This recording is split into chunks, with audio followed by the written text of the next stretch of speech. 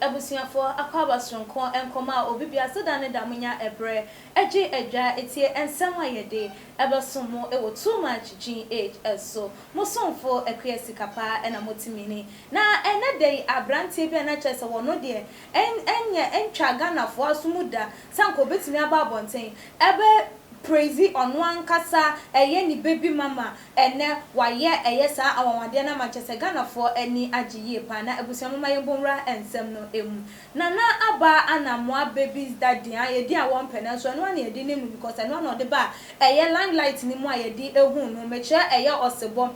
ni din kasa ne na ene na eja ede eto no Richard Brown ba no edin a ono de wafade ato ne ho so Osebo me di kan chemu na nana aba Anamoah GH1 manager no ni baby daddy no ene de waba bonten aba hippie a lot of praises de ama nana aba Anamoah na ni nyina interview bia course wo ni delay temo na wo kan ensempa de fa nana aba ho na chese wo kiremu ne ba bra wo ode nana aba tu ni page so social media handle so na ebio de ne ba ne kan ho no wo hye wo mo birthday ene Mother's Day no mu enkomo twetwe ene beto odwama chese wo hu ne sem akwada one nana aba mpo ewo no wo hwe no for just 2 years akwada ne ewo ekọ ne 19 mu na chese for the past 17 years de nana aba ena abo ne homoden ayesa adwumade ni ntwode ena se kase de ema na ebusia mema mo akwakwa hwe video no na ye ba mede nsem no ankasa enchemu so asa etoa eso o ma no ma me mo ye hwan o bo 21 like o mo ye hwan woni hwan o ma me ye me alata ni bia me ni sia Italy me call Italy person no obo me was so many ways until I decided to send car me ne better na yankwala me you okay but mu BBC first yes two okay yeah BBC until no me twe me ho ena me ne de unimu ni ewo ba de we na me ni na me na ba na mo ba ko okay ena me ne de na nsɛn nsɛm me ba social media ye felicitas ono na me ne won kwala me no last two no okay and 2017 ube posti nana aba ne ba boy a picture wo Facebook adenti na o twen ye 2017 why 2017 na o posti on picture why so na me kaka so me kasa na me social media person me start ba social media en chai enti no it was the birthday and me posti no okay the birthday na me posti and I go for some buy now when an attempt to sing well at the time I posted picture na me in time you fine okay oh yeah kasa once the I'm friend no okay yes that time na ntokwa bi eni ho de be see the say esi atwam until na me no me friend na edi come okay oh at the sending the message I'm asking so why 2017 because why you had been on Facebook for all that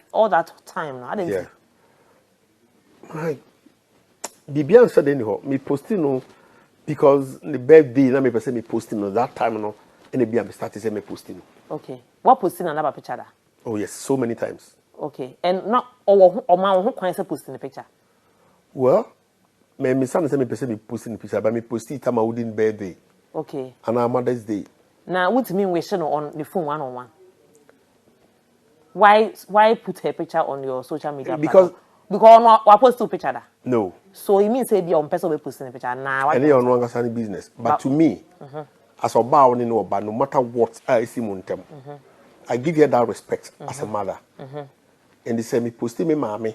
and I me posting obi a me nim no na me wish no happy Mother's Day I don't see anything wrong with say obi a me no ba na me posting the picture say be akra no kwa hu saa na ni kwa bit magic who posting the picture no obeja to say ebie kwan ma bloggers started for interviews well because before and no obi an for interview no into after no na obi frɛ for interview yes into ho no obeja to say by virtue of ono no edin owo no ene ma ye frɛ say by interview make magic to into edenti na nansa wo kan say mema nkofo refer to you as nana ba na ma baby father aren't you known only because you are her baby father yes but here is the case now no obi anime okay so I think that it's about time you join the dino I de so me die no ah so what could you soon die de abeji edin ya me interview wi afa yen nya ne bo meba man said that I knew soon din no say me de be fame ana bibi it wasn't in mind the cross me ye we the way but what the year no ama Yeah. fame na ba na oh fine because nkofo nim no and now everybody was looking forward to see the father or ye na ba na mo ba no okay enti ye be hu me okay through ebia pictures na me post ye no okay any other day say ye be hu me say abofra no ne papa ni enti ye body na ba almost ye de oban din ebe so enti which means sasem na be kan say mema nkofo refer to as na ba na mo baby daddy no asema na say we kan in the first place no na etwa say me kan na etwa say we kan because comments are sometimes about me pitch me my you know be bienia oh Anamoah's baby's father to the extent square obi etimi can say how did this guy in skirts the man some buy any the man me gina so me cash house na me catch yi obi post here at is on Facebook or on Twitter say how can this man in skirts chop Anamoah before Anamoah I was still dumb papa and then Anamoah tama omunim Anamoah no bia mu say what you say no and yet tama no mu dey nim me because na me social media person we'll get to that with difference but we'll go back I mean san go back me san back to the same way ya Anamoah wo Nanaba wo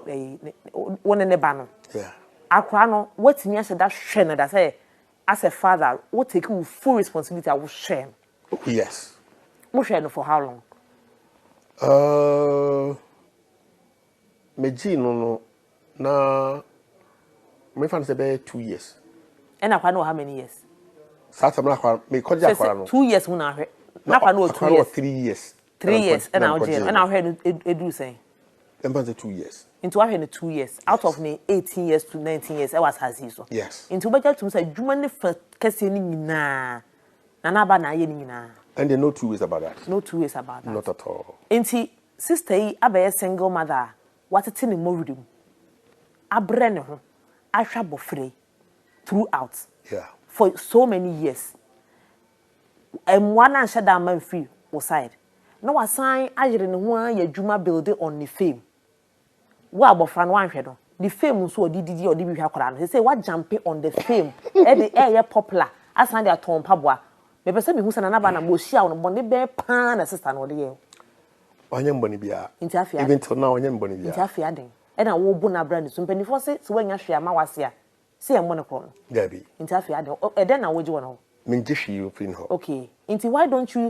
can't you just step aside and let her shine be the star that she is and not want to share in the fame with her no I'm not sharing the fame with her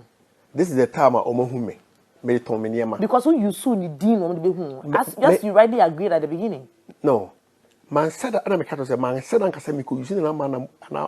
we din dia ko pedin no you see in my life ade ba ko pe na me gidie no matter what anipa be ka fa me ho me emfa me ho if you say onipa de obi bia be ka ho asem again about fa ho an for question be say nipa no won ne wu yakora no anhwe no ena ono an so adwuma kakra wa yire ne ho ya ono so de hwe ne ho no so say adwuma no so na ba e pre ho no me ne mpre ho me ne mpre because me di mi lame and also di ni diem ena ko posti ne picture ne nkofo di ko hu say won na post why didn't you just stay in the corner where you had been all this while man posti na ba na mo picture o ka se ne birthday o posti you said me di cap the asem no buy ni me postu me ba picture e wish no happy birthday but that was the first time what one wants to say by virtue say won na ba na wo back keke no yeah ama ya be hu into no I can't deny normal that personal dream him say you are stepping on the back of hard work to build your own name and sell your shoes no it's like the question maybe say can't you just stay in the corner and allow her the corner the whole where you been or can't you just stay there and allow her to shine is it that difficult no but now I'm doing my own business okay now me business na me ye no and now mental na me se no e twe me ba mo is also build your brand obi fam na ba na modin enka me din hu biem na mum obi aka Zara man anadom papa Gucci reason is say na ba na boa de bia meka me nka sam boni bia amfa na ho da because onye me boni bi aye. And for a woman like her, so obesha abofra till this age, onyame share for doing that. Enye men nyina na be my side. Also kan ho asem bone da. No way. Na so ko interview anka se ono ye obi adwuma na wo ye boss. But eno nya asem bone because so bi beje be aka say, how did this man in skirt chop na Anamoah? That is what I told them. Did she say that? No. That is why I said, say, before Anamoah be who me no, na me ye de me ye dada. And who me na me ni pa. But nobody knew you, Anna. Yes. Sabi, me na me ni pa kwa me ye dada. Se na me ni pa fu bi am nam ho a, anka wo mua me. Okay. Because no mu nim me. Okay. Now what be who me? Okay. Tama na wo nim me no, na wo use na Anamoah din e ma me. You say what be who me? Say me start here abrabo no nye. But maybe I don't so be decided say you always be in her shadows. That one there. Well, I don't have problem with that. Okay. And say na wo kan no. Me twa mutanya ni din no ye de be bata me ho. Okay. But for the first year didn't better mo no nche say eye me de wo ne me ye biem. Okay. One say nipa de be jai na Anamoah. And some say me wo madwuma no be can pam any time no. I was saying boni a wo kan. It won't be the first time I say no about now in the jazz or person dragging it. Yes, was her trait in Zana. No, Miniso. Abusuafo we dey someone makwakwakwote eyeye nua bema Osebo ne nsemu awode atu edwa an ebi susu efre no Zaraman ono o dress skirt ni ayi na ha ono enadbo ono na eye delay woni no etwetwen enkomo eno na wo kire mu na chese wo ema eye enum a chese ebinu wo hono ma woni eye obi di kan wo eye mienu ansana na aba ede eba baako ena eye ohema Felicitan so no ono so ne de mienu ababeka ho aye enum na se ne nkasa yenu na chese wajitu mu se onam na masom ena all those so the ban line light ni nemo anya na dwensem wo obefa na na ma edin so ede agi eye fame to correct that aspect no e wo ho no ena okeka eye enoma kakra bi enso ede fa ho na we ena etresem woni nsem kaye mu no na wo twemu se chese wono no all those say de eye na na ba eye all those so wabeka ensem bebre ede afa ho ba Ghana for sa edin na ba na Mo's baby daddy no obesra mo se munjai emfa enye den ento ho ema no because wonu ni din ayede wo no e wo ho no ida so be friend no eye ni din no anase Osebo se wuntimi emfre no pa dia ene ebmu no anu wo de hu na ene bia Zaraman ena de be friend na wo beje ede atum na wo keka ne nsem we nyina ewie ye se de mutie no wo eye video no mu wie ye no na wo de eye ne nsem etwato no praise eye na ba Anamoah ewie na Ghana for enso so etiki to eye wo mo page so anase wo mo hangout so etro wo mo adwentre edefa ensem no ehum na eno ena ebinum ekase da bi ya hwe eye abrante no nsem a wode atu dwa na utimi hu se odo se o woni sika o woni bibia na nso so no omuma sa na ebinum eka na ebinum nso ehu ne se asema wo kan eye nokure se enye na aba so ena wonam ede agi eye edina mama menkenkan adwenche mienu miensa bi efa emamo yenua eye Christiana ede awode eba ye ose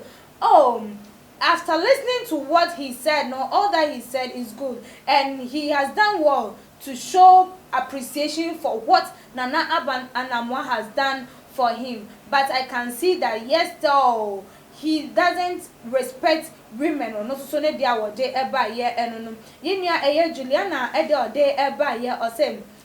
I think he didn't show up as Nana Anamoah's baby daddy for fame. So please, we shouldn't tag him as Nana Anamoah's baby daddy again. And I think it is right. Yenya Emilia Edia Wode Eba Ye Osem. Osebo, I think it's high time you stop all these things and settle down. Stop all this fashion. It wouldn't take you anywhere. Although it's right for a man to dress well and keep himself neat, but that doesn't mean you should do it over more. Or not so edia what they eba ye no. Wait any adventure be eba ye efa a year and someone a year bema or sebo and now say a year Richard. brand wode etu edwa no eho wo so a wo fie sen e na wo si hu ensem no esi efa ho adwentre ebra e wo too much gh comment section e biem nso share videos no fama ebusuafo enuanom ene adofo no na emrepem no mekenkan e de amamidin ene ekua sikapa dasene ye besane hia fitiani asese ne din ene your friend say mechanic Zana prophet kumichacha ma sesa me YouTube no ba bia me hwe bia ma change afro ena maba too much gh hwe na prophet kumichacha me so me hwe